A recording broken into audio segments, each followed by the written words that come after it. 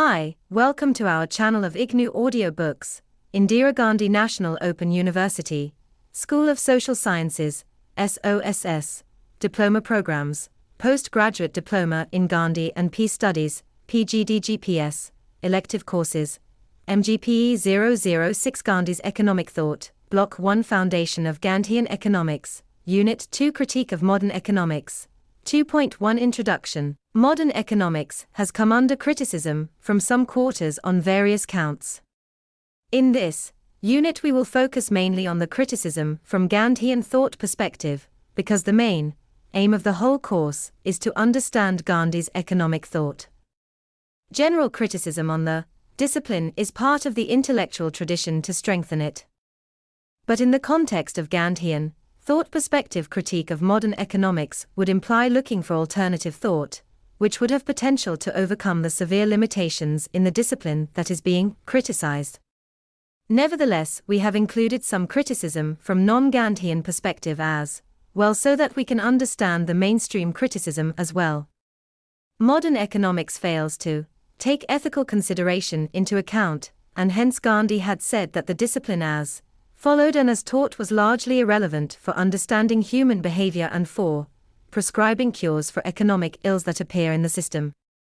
At some place in a particular context, he called Arthashastra as Anathashastra. Gandhi understood some basic problems with the modern economics and economic system from two Indian scholars, Dadabhai Naoroji and Ramchandra Chandra Dutt. He had read Naoroji's Poverty and UN British Rule in India and Dutt's Economic History of India. Here we will present the critique which these two scholars had developed during early times. Tolstoy and Ruskin had taken a moral stand on how labor should be treated and criticized the way in which it was treated. We begin next section with this discussion. It is followed by a debate within economists in India about the need for a separate theory to understand and analyze the economic system in India. J.C. Kumarappa not only developed a critique, but also suggested an alternative system, which is briefly discussed. We have also introduced Partha Dasgupta's brief comment on what is emerging as criticism under the postmodern thought in the Western world. Finally, Gandhi saw and experienced the pressure of colonial rule on people and the economy, which made him rethink on the economic issues and take a strong position. The last section will acquaint readers with these points of Gandhi's critique of economics. Aims and objectives. After reading this unit, you would be able to understand the critique of modern economics, Gandhi's basic critique of modern economics. 2.2 Critiques of economics discipline. Among the foreign scholars who developed critique of economics before Gandhi developed his economic thoughts, Tolstoy and Ruskin are important. Tolstoy's basic criticism was about the way labor was treated in economics. Tolstoy had developed the concept of bread, labor out of self-realization. He belonged to a feudal family from Russia and a brave warrior. He disapproved of war and became a world-renowned literateur for his piece of fiction War and Peace. His concept of bread labor was that one must earn one's bread from sweat of one's brow. One does not have a right to eat if one does not perform bodily labor. Strictly speaking, this was not economics, but a moral sentiment expressed and practiced for survival. The critique that gets developed in the process of evolution of economics as discipline is that this concept challenges the labor theory of value. Implied in this expression is that in general circumstances, at an individual level, man will maximize benefits and minimize cost in any activity that is economic. Tolstoy's position would be that for eating food, man should not be economic man. Irrespective of his or her capacity to buy food without physical labor, he or she should be working physically for food. Tolstoy's thought never entered economics discipline, but Gandhi used it, as we will see in the sections and units that follow. John Ruskin had more substantial comment to make on economics. His famous book Unto this last was first published in 1862, the time when classical economics was firmly established. The Industrial Revolution was at its peak. Factories were all around. Industrial production attracted rural labor to urban areas. Their living conditions in the cities were not very good. The firm establishment of classical economics as a discipline had made government and business to take it more seriously. The economic man was rising fast and getting established. Ruskin noted the following in this regard. The social affections, said the scholar, are accidental and disturbing elements in human nature, but avarice and the desire of progress are constant elements. Let us eliminate the inconstants, and, considering the human being merely as a covetous machine, examine by what laws of labor, purchase and sale the greatest accumulative result in wealth is obtainable. Those laws once determined, it will be for each individual afterwards to introduce as much of the disturbing affectionate element as he chooses, and to determine for himself the result on the new conditions supposed. Ruskin did not like the idea in which man was treated in economics.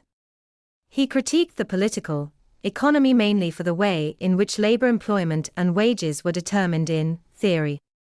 He commented on the political economy. He did not like the mercantile part of it.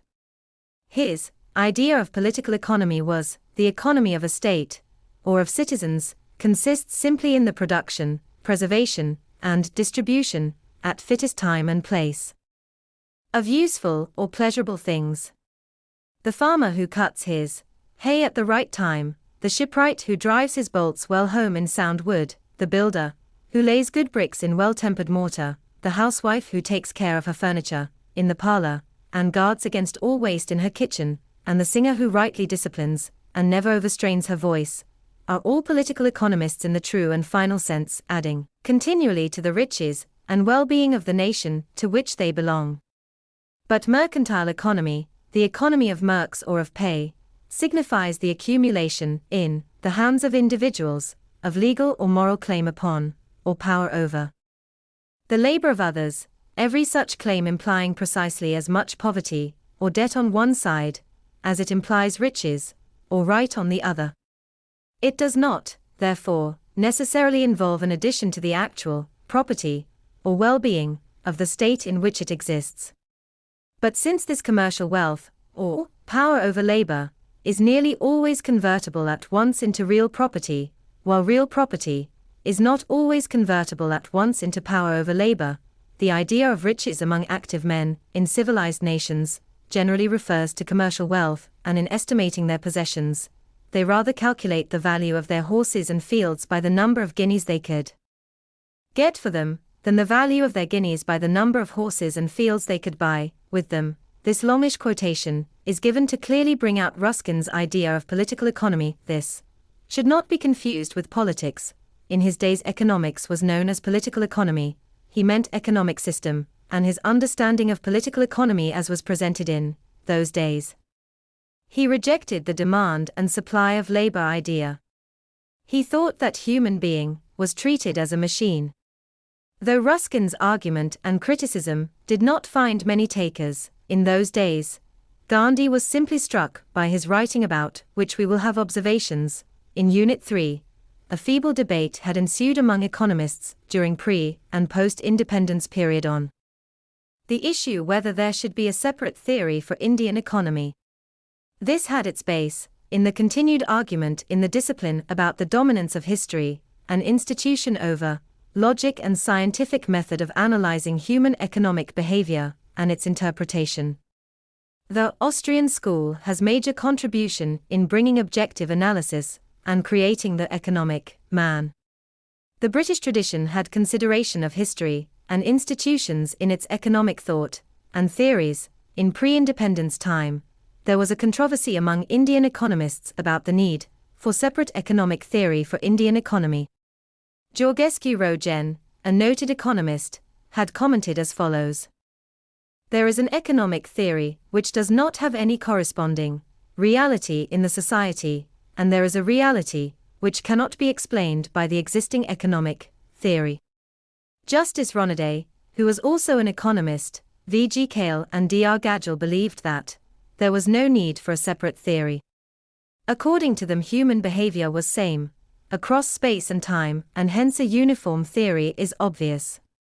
Further, they also thought that The institutional difference between West and India were narrowing and disappearing, and, hence a separate theory would not be needed, although Gadgil had changed his opinions soon after independence when he assumed the charge of economic affairs for the country.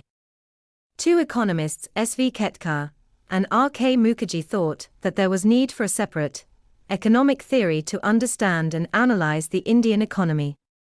They argued that the production function developed in West could not explain the production relation in Indian production sectors.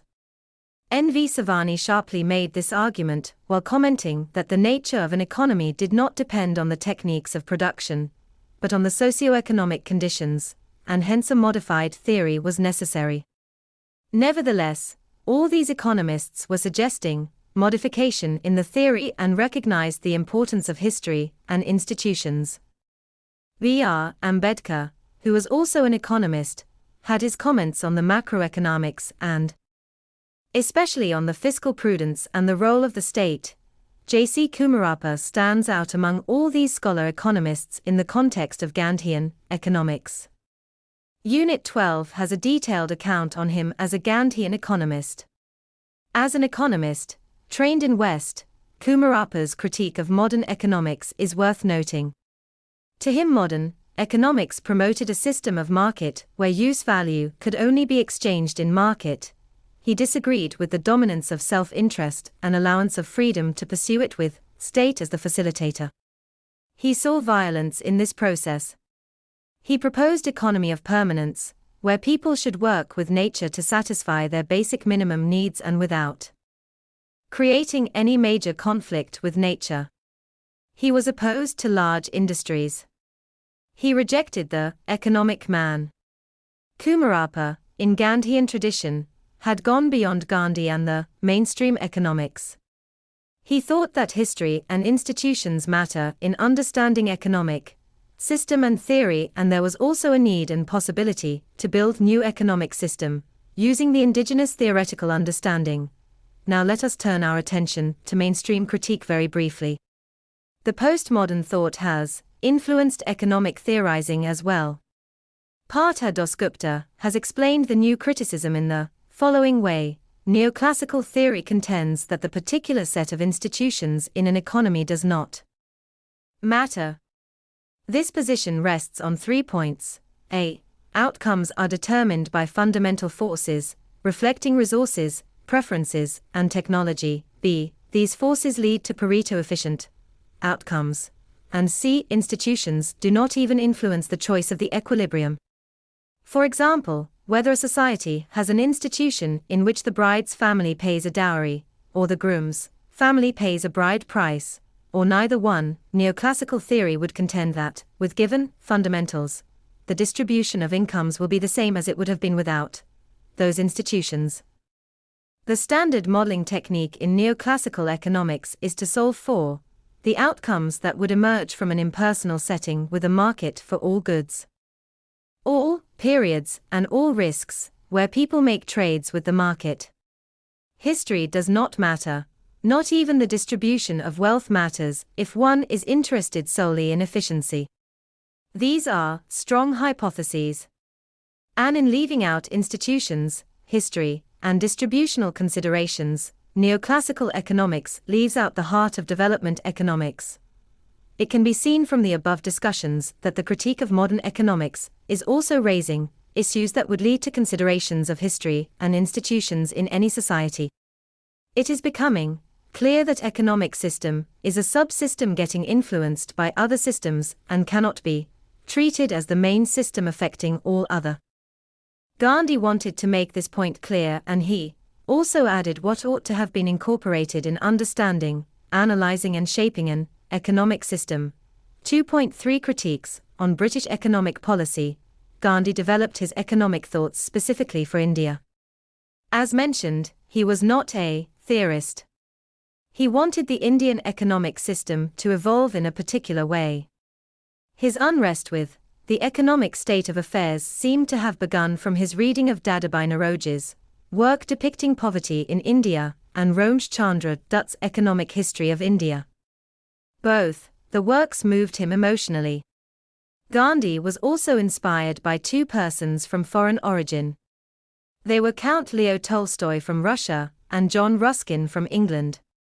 Their thoughts and ideas influenced his sensitivity and way of thinking. He evolved his thought both as principles and as features of system. We will examine these influencing sources as to see what their criticism of economics was that had evolved until then. It should also be remembered that economics as a discipline has grown immensely after these writings, and so also the systems. Dadabhai Naoroji published his book Poverty and UN British Rule in India in 1888. He was one of the bright Indians who had become a member of British Parliament. He had imbibed the true spirit of the parliamentary democracy. He developed the critique of British administration of its colonies, and chief among them was India. He analysed India as an economy and wrote about its status. He was the first Indian economist to make an economic assessment of India. In his analysis, he showed that India's economic condition had become pathetic. More importantly, through his analysis, he showed that the cause for poverty in India was the British rule and the colonial policies. He showed with data that there was a continuous and planned wealth drain from India to England. Naoroji was also the first to estimate, however inadequately, national income of India. He used production statistics for this purpose, and worked out that in 1876, per capita production in India was worth 40 shillings, or, converted in rupee of the day, rupees 20. This one figure was enough to depict abject poverty and destitution in India by the last quarter of the 19th century.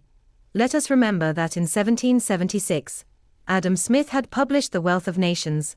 It actually meant the wealth of England. He theorized about laissez-faire and the role of the state as a facilitator. Given that, he saw tremendous potential in increasing industrial production through division of labor. He also had foreseen and stated that division of labor was limited by the extent of market. 112 years later, Naoroji showed that indeed England had followed the policy advocated on extending the market with roaring success. A trading company had gained enormous political power. By 1860, the Queen had subjugated India totally, and even the government followed the same exploitative policies. Export from India of agriculture produce and other raw material at cheap rates provided ample raw material to British factories. The factory production was pushed to India at a price that was far lower than the cost of production that the indigenous producers could produce. This was serving the policy of extending market so that the division of labor in English factories could go on profitably. The indigenous production base was destroyed completely in India. Naoroji wrote that from 1870 onwards the rural population had started registering an increase. Workers in indigenous non-agricultural production were pushed out, and they joined the already crowded agriculture, reducing the average productivity to a further lower level. Later, the population statistics showed that between 1871, the year of first population census in India, and 1911, the percentage of rural population to total population had increased. Naoroji stood vindicated. Secondly, the taxation policy of the British on the Indian subjects was also exploitative. Income tax on income from agriculture was on an average 15% in India as compared to 8% in Britain. Further, this income to the public exchequer in India was not utilized for the welfare of Indian population. In addition, England had laid home charges on India. This was the amount extracted from revenue generation in India to meet the expenses of the British administration administering India. The third important criticism of Naoroji was that the exploitation of the British was not restricted to economic sources of the colony that was India, but it extended to destroying of human resource as well. The British introduced an education system that almost completely destroyed the skill base in the country. Naoroji did not seem to have moved beyond this assessment. He did not develop any theoretical criticism of the economics discipline that was emerging. One is also not sure whether he was reading the theoretical work and debates that were going on in Europe and in which England was the focus of arguments and counterarguments. No surprise that Gandhi internalized this criticism and developed economic thought more on the system than on theory. Another person who presented the critique of the British economic system was R.C. Dutt. He took forward the work of Nauroji especially on the international trade. He estimated that by the end of 19th century, Britain had drained India of 20 million sterling pounds. This left nothing as resource within the country to invest in productive work. He also came to similar conclusion that the British policy in India was to extort wealth from India. Dutt has attempted a more comprehensive work of writing the economic history of India. He begins with the era of the Battle of Plassey, which the East India Company won and founded its empire in India. Dutt records economic conditions in Bengal between 1757 and 1785. He had documented the work of the British governors of the company and their policies for business and administration.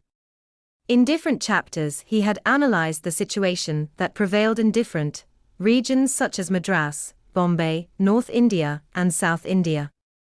He had also examined and analyzed domestic and international trade, deterioration of the Indian industry and political administration, until 1860 when the Queen of Britain was also crowned as the Queen of India, as stated earlier.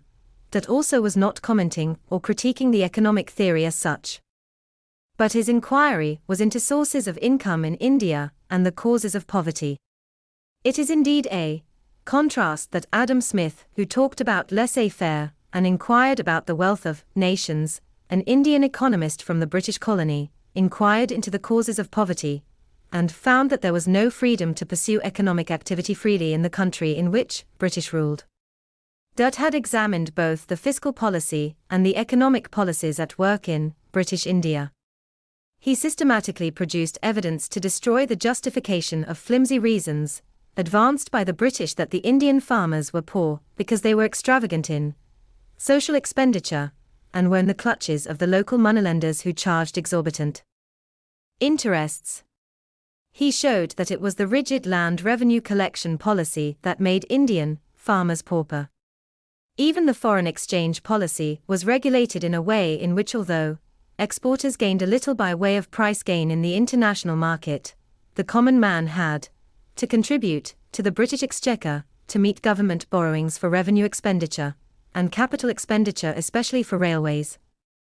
Dutt, for instance, showed that from 1871 to 72, to 1898 to 99 the rupee was devalued against the sterling pound by about 20%. Since the Indians had to pay in rupees, they had to pay that much more towards borrowing and charges. Thus, Dutt had produced an all-round critique of the British economic policy in India and documented the economic history. Gandhi had one more reason to question, and he criticized modern economics, which generated such policies. He did not agree with the basic, theoretical foundation of creating wealth without purity of means. We now turn to Gandhi's critique. 2.4 Gandhi's critique of modern economics. Ajit K. Dasgupta has given in-depth and detailed account of Gandhi's economic thought. In Gandhi's opinion, ethical considerations in the economic behavior of a man were non-negotiable.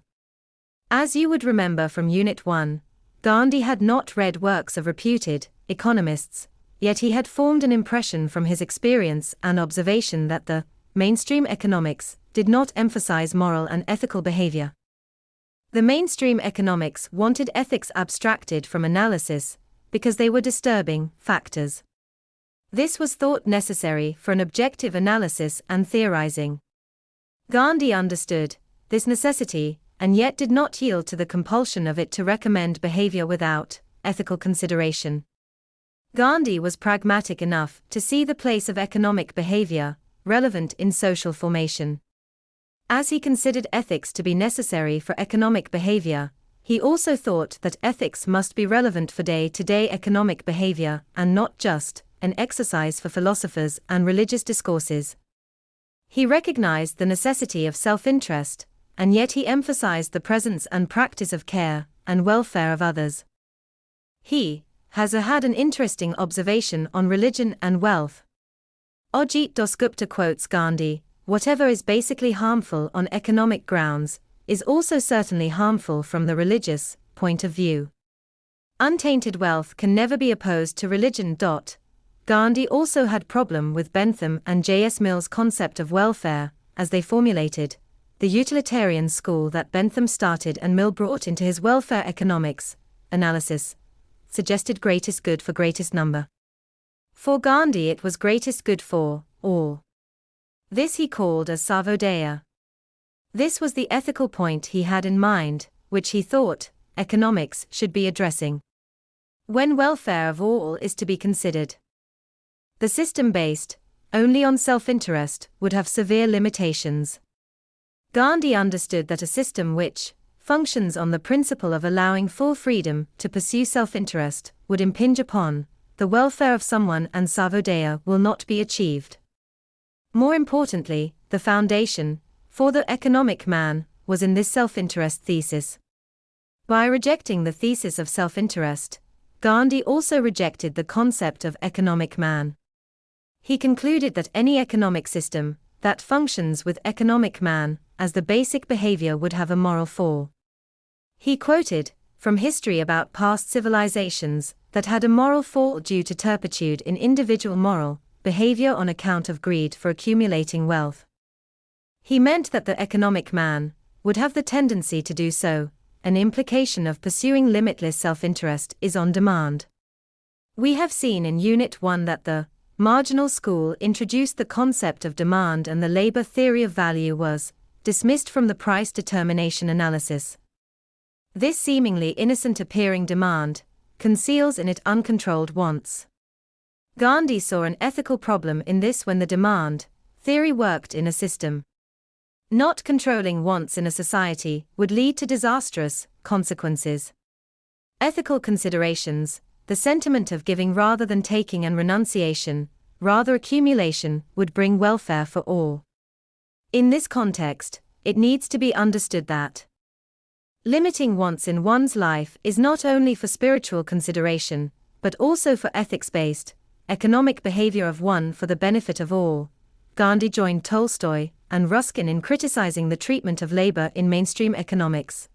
He delinked labor with wages and emphasized the necessity of bread labor in earning livelihood. According to Ajit Dasgupta, Gandhi had both hard and soft positions on it. The hard position was related to every individual. He proposed that every individual should earn a living out of physical labor. Rest of the work should be for contributing to the society. The soft position was that every individual must earn part of living, meeting basic minimum needs of food, clothing and shelter, through physical labor. A direct implication of emphasis on bread labor was on the mode of production. Gandhi rejected the use of machine for mass production of basic necessities. He criticized factory-based production and consequently urbanization. If everybody was engaged in earning minimum needs by becoming what Alvin Toffler had called prosumers, one who produces and consumes both, then the production theory would change completely. Gandhi was highly critical about centralization of production. The modern economics has explained that for creation of wealth, of nations centralized production was the way. We end this section with 2 points that introduces Gandhi's system-level critique. 1. Gandhi had rejected the marginal school. He did not isolate history and institutions from economic analysis and economic theorizing. He had conceded that his thoughts were his, and yet not his, because he was only reiterating what had been culturally ingrained in the Indian society and was sustainable. The marginal school made the economic thought objective, and took the society to a different route. This led to his second major criticism on modern economics, where he said that unbridled consumerism would form an unethical society based on greed. He rejected the modern civilization because he thought it came with modern economic analysis and policies. You will read from Unit 5 onwards the detailed thoughts on all these. Issues 2.5 Summary. This unit dealt with the criticism of the mainstream and modern economics. It must be clear that all major criticisms are towards the economic system that has developed over time. There is also a review of criticism that has been raised at conceptual level. The unit began with the critique of Tolstoy and Ruskin on the understanding of labor in economic system. Both had criticized the commoditization of labor. Tolstoy had rejected it because he considered that it was spiritually necessary that every individual would eat after doing physical labor for bread. Ruskin had questions about just price and justice by treating labor as a commodity on sale for wages. He also had disagreed with wage differentials. The unit then contains thoughts of the Indian economists of both pre- and post-independence period on the relevance of modern economic theory that developed in West in the Indian context.